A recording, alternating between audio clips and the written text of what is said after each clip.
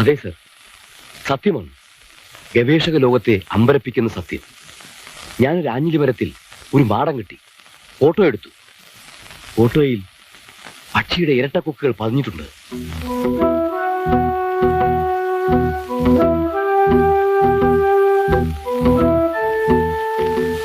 ഇന്നലെ വെടിവെക്കാൻ നോക്കിയപ്പോഴാണ് തോക്കിൽ ഉണ്ടയില്ലെന്ന് മനസ്സിലായത്. ഇനി അബദ്ധം പറ്റുകയില്ല.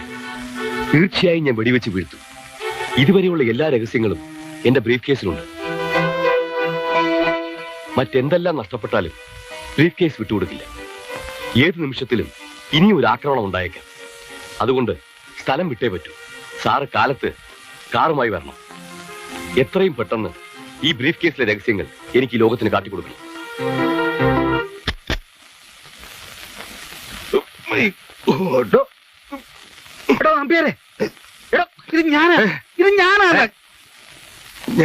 ഞാൻ വിചാരിച്ചു വല്ല സീഡുമാരും ആയിരിക്കും. ഡികൾ തയ്യാറെടുത്തു കഴിഞ്ഞു.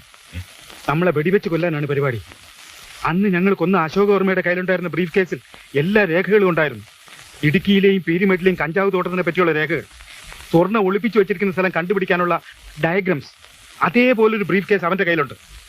അതിലെ രഹസ്യങ്ങൾ അവൻ ലോകത്തിന് വെളിപ്പെടുത്താൻ പോകുന്നു അത്രേ. അത് തട്ടണം, അത് തട്ടണം, അത് തട്ടണം.